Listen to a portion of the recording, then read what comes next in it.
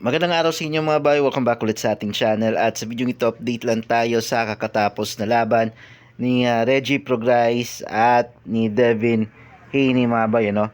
So panalo si Devin Haney mga bay via unanimous decision mga bay, ano?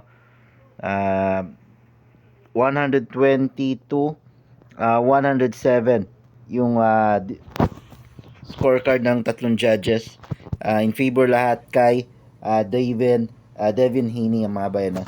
So overall walang pinanalong rounds itong si Regis Prograis dito kay Devin Haney mga bay base sa scorecards ng mga judges. And napabagsak din ni Devin Haney itong si Regis Prograis sa round 3 mga bay, no? Kaya isa din 'yon sa naging malaking factor sa laban nila kasi I think round 1 hanggang round 12 talagang dinomina talaga ni Devin Haney yung laro.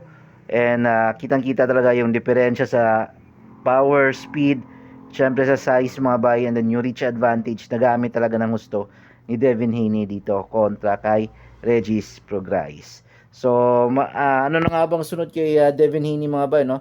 Ayon sa kanyang tatay, posibleng umakyat sila sa 147 or magstay muna sa 140 at labanan yung mga top dogs doon. Nandiyan si Matias at si Teofimo Lopez mga bayano na matunog na pwedeng masunod na maging kalaban ito si Devin Haney. And ayon sa kanya, may niluluto daw silang isang malaking big fight para dito kay Devin Haney. So hindi niya sinabi kung ito na nga ba yung kay Shakur Stevenson or posibleng kay Teofimo Lopez. So abangan natin mga bayano ito yung first championship ni Devin Haney sa 140 pound.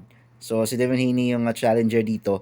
Nakuha niya yung belt kay Regis Prograis. So yun lang mga bay. Maraming salamat sa panonood.